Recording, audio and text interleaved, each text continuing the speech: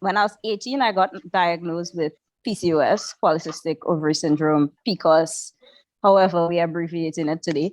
And one of the things one of the things they offer to help alleviate symptoms is birth control.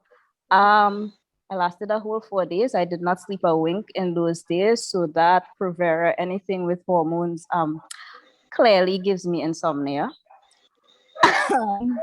So it's not been a good physiological experience. And I guess part of that as well is why that plus my parents is how I ended up looking into like fertility awareness based methods of family planning and those kinds of things, which also kind of helped me track my PCOS symptoms and be able to see exactly what was going on in my body.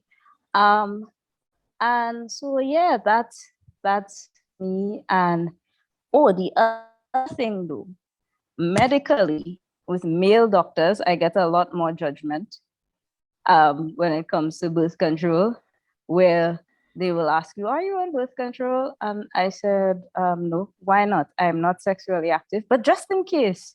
So if I go into have sex with a random man, what you worried about first is not STDs, it's pregnancy.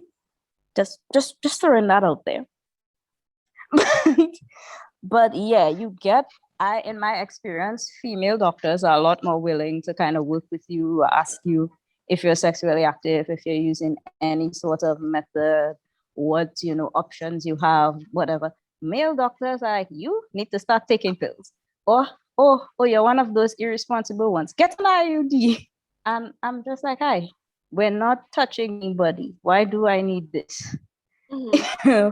So that's my medical experience for that as well. Before we go on to the next question, can you explain a little bit about the fertility awareness-based methods for those who don't know or understand what that means?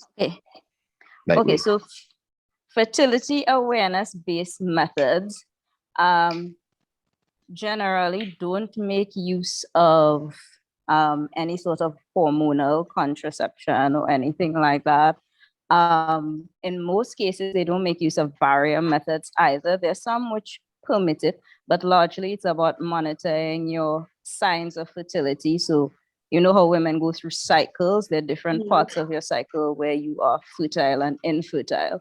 And so by monitoring your symptoms and being able to track those symptoms, you'll be able to estimate your fertile window. And if you are trying not to get pregnant, you're trying to avoid a pregnancy, you will be able to have intercourse in those times when you're not fertile. And if you are trying to become pregnant, you will use those fertile times as a time to have intercourse. So it works both ways. So it's basically the calendar or the rhythm method. No, calendar and rhythm are actually not considered because those just mark, okay, well, that was your past cycle and this will be your future cycle.